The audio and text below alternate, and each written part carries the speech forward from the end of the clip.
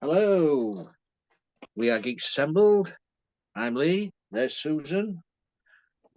One in the UK, one in the US, and we get together every week just to have a little discussion about movies and TV shows and audio dramas. You name it, we do it. And as you will find, we don't often agree on most things, do we, Susan? No, No. no. We have a scoring system. 10 being the best, one being we don't want to talk about it. Um, so it's a little review of modern cult classics and stuff like that. And today we are discussing a 1997 cult movie, a sci-fi action adventure called Starship Troopers, uh, which spawned several um, spin-offs, but the success was only for the original movie, really, because the spin-offs didn't do that too good. So, oh, so have you got all? What's that one? There we are. Yeah, I've got that one there. Ah, Four of so them. so it's a story of because the movie's set out like an advertisement for the armed forces, isn't it? It is. A recruitment film, Yeah. uh, and it's about these alien beings. Was it the arachnids? Arachnids, or as they call them, bugs, Yep. um, with their war against planet Earth Mm-hmm. in the 23rd century, I think it is. Yes. Uh, and Earth sends the best their troopers to the alien planet to destroy destroy the threat, and that's the main plot of the movie. Mm-hmm. So we'll go to Susan with her opening thoughts of Starship Troopers. Okay. Well, I was listening to the commentary, and apparently these producers and directors and stuff really wanted to nail home the the thought process that these are people who are aiming for military might and ending up in the lap of fascism. Hmm. And by doing this sort of genocide to this other planet, it's actually that's their kind of you know proving their point about fascism, that it's supposedly really good. But the difficulty with that theory is that Heinlein was a lot more subtle and a lot more sophisticated than just posing the question about fascism. He was also posing a question about the survival of a species that would not would not share its space, could not coexist, and that's Hmm. what the bugs are. When uh, in Stranger in a Strange Land, he talks about the Martian, the Martian people being somebody who is allowing humanity to coexist with them, to have a base there, have a place of operations, and then this one person goes back to the planet Earth from there and is basically has their mind in his. And so I mean, like he is he's pretty subtle.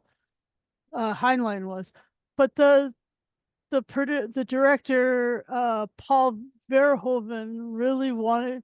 I mean, because of his, I think he's Dutch or Belgian or something. He was just really focused on establishing a fascist, like a a connection of fascism, and he wanted it to be revealed whenever the people, the characters in the movie end up wearing the black kit. Mm-hmm. You know, they start off wearing light gray and then dark gray and then whoosh, then they're but while they're in high school, they're full of colors and shapes and just all sorts of beautiful. And then as they come close to signing up, you can see their colors, they get muted down. And then the end of that, um they have some uh yeah, they have some dark colors. Yeah, Thanks for that, so Susan. that's my opening thoughts. Yeah. Right. What I liked about this, I mean, say you picked this movie last week. I haven't seen it for many, many years, and I was so surprised how well it stands up today. Yeah. The effects, special effects. This was 1997. Are amazing. You know the bugs, the designs of the bugs. You know even in the ships in space and everything like that. You would think all these effects would be dated now, but it looks so fresh and new. So good on the the developers on that. They did a great job. Um, yeah, and as I said in the introduction, I like the way it's sort of as a recruitment. All these little adverts to recruit the people to different parts of the armed forces. Would you like to know more? Press the button. Um, become a citizen. Uh, yeah, and as you say, it goes from being in high school to the training and to being out there in the field. That is that's the as the you follow them through the movie. Um, yeah, I mean, there's some familiar faces in this. We've got who we got. We got. I'm just looking down here. Neil Patrick Harris as Carl. He's like a psychic, which I thought they didn't use him enough. Never do. Beginning and end. He wasn't really in the middle of it. I know. Um, you got Clancy Brown.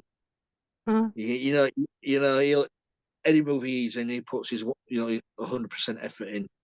Just Clancy Brown. Um, we got Michael Ironside as well. I can say the same for him. Any movie he's in, he's always chewing the scenery. Michael Ironside. Who else we got? Denise Richards in this. Uh, Dinah Mayer. Mm-hmm. Um, is it Dinah or Dina? Dinah Mayer as Dizzy. Yeah, I Yeah, think that works. yeah. Jake Busey. Yeah, he was the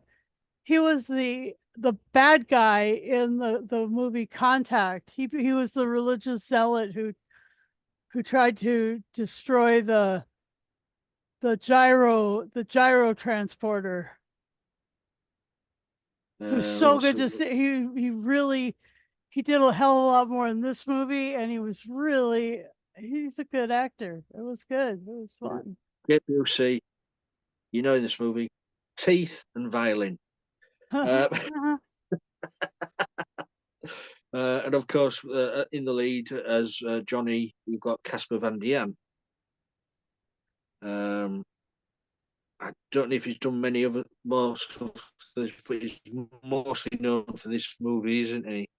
Yeah, So, but yeah, great action, bit of nudity in this as well in the in the shower shower. scene. Yes, I Yeah. don't know, a communal shower. So there's plenty of bare butts in there. Uh-huh. Which, And other parts. yes, yes. Huh. But yeah, it didn't for me. It didn't drag. There was no. It was all out story and action. Um, it, and I say that the creature designs of the bugs we had. I think it was four types. We had the normal types, just the running ones running about. We had the flying types. We had the big burrowing types, what spewed all this dangerous fire or lava or Huh? whatever it was. We had Uh-huh. the mind bug, And then which there were was those ones that were like little oh yeah, the little scuttling. they were like huge ginormous bed bugs. Yeah, I just oh God. Oh great God. designs. I mean, it's definitely Yeah. the mind bug. What an amazing design! When you find out that he's it's eating brains Uh-huh. in the head, sucking the brains out. We don't know why it was doing that. Was it getting information from the brains, or was it just food? Mm. Because as the film went along, the bugs seemed to get more and more assertive and clever. Mm-hmm. So maybe the more human brains they eat, the more they understand the humans. Yeah. But was it, or was it just, well, yeah, because the brain bug Was controlling the rest. was the one by what's we psychic. Yeah, so that's why So, that's why so it was like Carl's character was so important. so important. But I say, should have used him a little bit more. I know, I know. You know, but yeah, I thoroughly enjoyed it. All out. It was just an all-out war, Yeah, bug, bug against man. yeah. So, so I'll go back to you then, Susan. Anything's what you weren't too keen on, or things what stood out for you? Here's one of the things that stood out for me. It was Rue McClanahan, Oh yes. from the Golden Girls Hmm. fame, playing a teacher who is scarred up and blind, using a white cane, and Hmm. yet and having an amazing teaching experience. I mean, I was just like, that's really badass. I mean, I really, I'm, I enjoy it when people with disabilities are pushed forward, like into the spotlight, as it were. Hmm. And yeah, McClanahan did a really good job at that with that role. And I like seeing Michael Ironside as the other teacher. Yeah. Um, you know, the when he was walking up and down the aisles, and he had you saw Yeah. his Yeah. I'm his missing. his arm. Yeah, you're just like, yeah, this is uh this is a culture who's been disabled by their interactions with this other species. Yeah. Well, you also had uh, the guard stamping their visas or whatever. He had Yeah, a mechanical hand, but then yeah, his legs were. exactly. Yeah. Yeah, and then and then those two love triangles. There was Xander and Johnny and Carmen as one, and then there was Dizzy and Johnny and um well, basically Dizzy, Johnny and Carmen as another one. Hmm. So there were this guy Johnny was in two pretty intense triangles, love triangles. I did. And He Did you feel for him though when she dumped him Yeah, you did.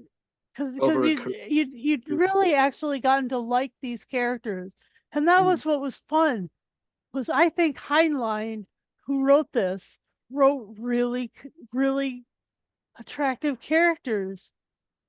I mean, he used to do that with all of his books. I mean, that was one of the cool things about reading Heinlein, is that you not only would you learn to like the guy from Mars, or these troopers, or Lazarus Long, or any of those other characters that he wrote, you you liked them. They were attractive. They were endearing to, and that was fun. I mean, that really, in terms of like who's memorable in the universe, you gotta like your characters a lot, and so that's what was fun. Is these love triangles were with people that you actually cared about, like Lee was saying, and that you kind of wanted what was best for them, even if the the author didn't say who it was that was best for them, didn't make any value judgment, kind of left that up to the watcher and the reader. So that's fun. And the other thing is I liked the fact that they never gave the bugs sort of any sort of voice, because that would have, that may, because of the way that Heinlein writes, if you would have given them any sort of voice, they would have been likable too.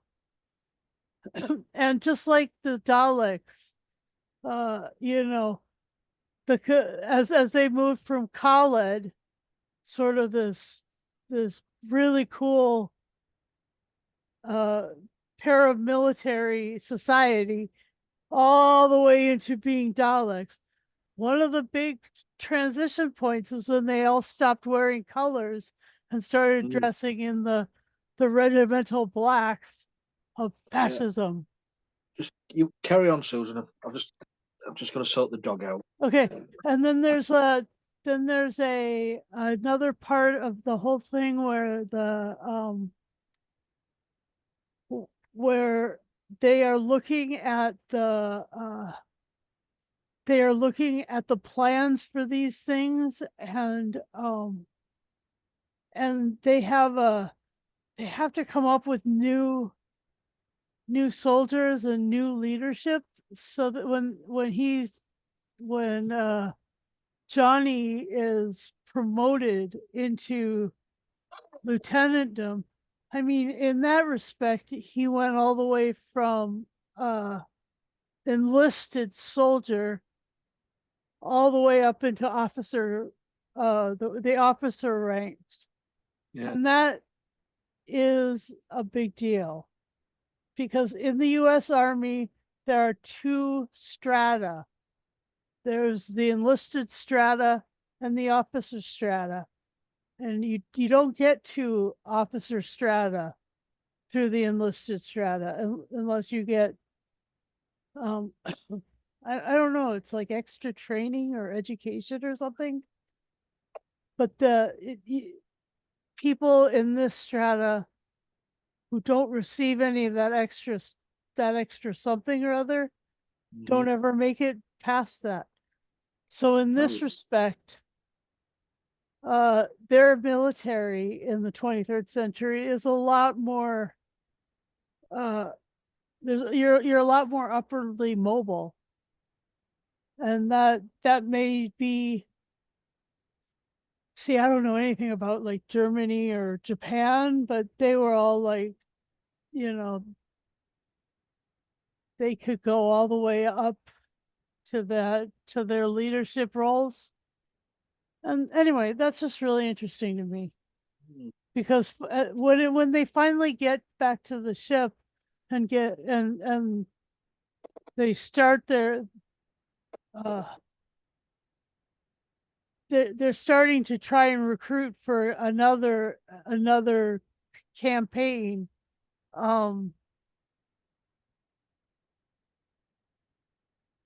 They are challenged to fill a whole bunch of roles, and so yeah, that was that there was just so many millions of people who are these movies have a high death toll, especially amongst humans. Yeah, Yeah, the whole of Buenos Aires and that whole part of South America was gone. it didn't. They didn't look like they came from Buenos Aires, though, did they? Well, they weren't sort of Evita Peron type looking, Mm. but they could have been. Mm. But there again, this was set in the 23rd century. It could have all changed. Yeah, it could have. Yeah, it could have been the place to live. Yeah, it could have.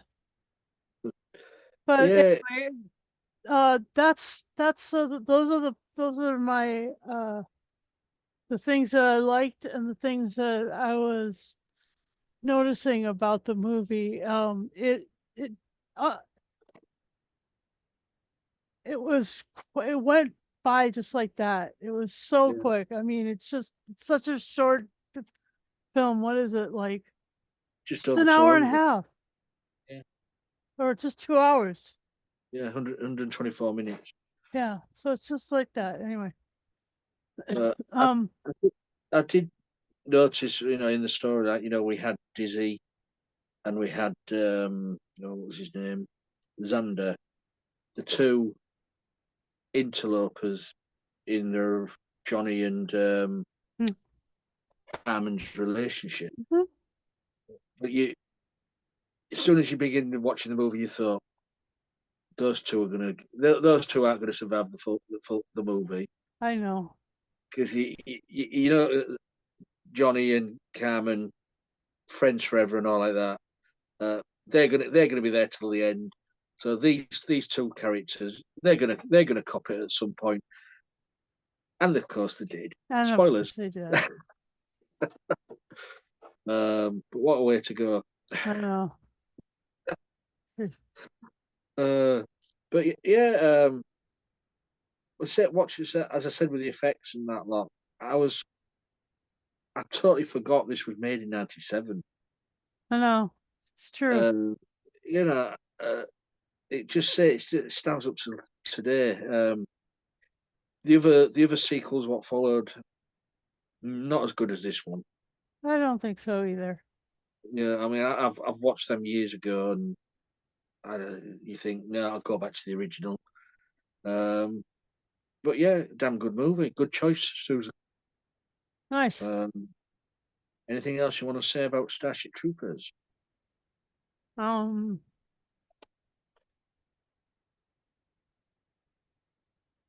yeah, those one bugs that were able to shoot uh vertical Mm, projectile blue flame like bringing down the ships in space, yeah. yeah, like Godzilla breath kind of things. That was amazing. I mean, and yeah, they'd go all the way out into space. They would have no arcing back to planet side. They just keep on going, Mm. and they just rip the ships up. It was amazing. That's that scene where Johnny jumps on that big beetle bug Uh-huh. and hammers a hole in its carapace. Uh-huh. Just throw a bomb in it. I mean, that was an amazing scene. That really was, yeah. Yeah. I mean, there Um, was a plenty of the practical effects of all the goop, but then, it's an amazing movie. I mean, would I don't think they'd do a remake of this or reboot new these days. But saying that, they're doing it to every movie going now. mm, If they did, would it be as good as the original? I very mm, much doubt it. So Anything else? No, that's probably. Oh wait, I do know something. What was strange was that they said warp drive, but they Hmm. didn't mean it like they do in Star Trek. They meant it like they do in Dune, where they'd actually fold space to get there quicker. It was instantaneous travel, Right. So like the maybe. Heart of Gold in Hitchhiker's Guide to the Galaxy. They just kind of went from one place to another. They warped space, pulled it together. Mostly read the books. Yeah, I mean, I, but I just don't. I mean, it would like that was the interesting thing because crossing our own galaxy. I mean, like, what did it say? It was going to be 25 years for Voyager to get back from that Mhm. part in Star Trek. Yeah. At warp 9.5, it was still going to take them 25 fucking years to cross the whole galaxy. I mean, really, like this was different. This was that kind of folding space together, warping space, as it were, not warping time, but warping space. Yes, Bending it, doing that. yes, that's it, precisely.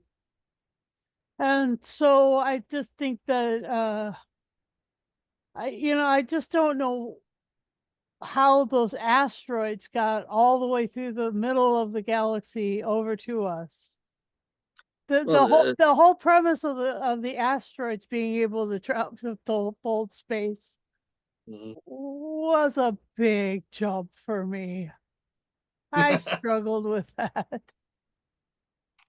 They didn't look uh, like they had any drive engines. They didn't look like they were technologically created. I know.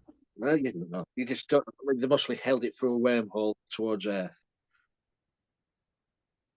Yeah, I don't know. It was I was just couldn't quite get there. Yeah. So if there's nothing else, you want to go to Found Saints Cove? There's nothing else. I will give this 10 bug asteroids out of 10. I think that they probably were that was it just poses so many physics issues with me, those asteroids. Mm. But back over to you, Lee. Well, I'm going to give this because I've mentioned this person in the movie. I'm going to give this 10 Clancy Browns out of 10. Oh, nice. I mean, he played the drill sergeant. Um, he's one of these actors who don't really have leading roles, but you know when he's in a movie, it's going to be a damn good movie. Hmm. So yeah, that's for Yep, me. It's a 10. It still stands up to date. So if people haven't seen it, I think you guys out there should go and watch it. definitely. Yeah, Definitely, it's a pretty good movie. And I think it's sort of changed changed the movie making of the day, mate. I mean, because the director was well known for having successes. He had this. Before this, he had Total Recall. oh, nice. Um, After that, I think he did The Hollow Man. Oh, Uh, nice. Kevin Bacon. So he's had some pretty good successes. Uh, but so you guys out there, check it out yourselves. Um, if you would like to join us, just leave us a message on the video. The video you will find on all platforms of social media because we share it about a bit. Just leave us a message and say you'd like to join us. Got to be 18 plus. Have your own working camera and phone, microphone on your device you use, and we'll get in touch with you as soon as we can if you want to join us. And if you do subscribe to the YouTube channel, please remember the bell notification button is there to be pressed, so you get notified every time we put up a video. So Um, I think hang on. that's it. Oh, we're on. As yeah. So as the saying goes, if you would like to know more, see what I did there. If See you'd what like you to know did there. just leave a message on the video on, say it's on X, it's on YouTube, it's on Facebook. We just put it about. So just leave us a message, and we'll see what we can do. Because it would be nice to have other people on here. Sure.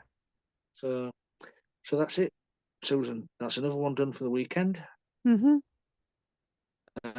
So until next time, guys. Please look after yourselves and please be kind to the bugs. See you later.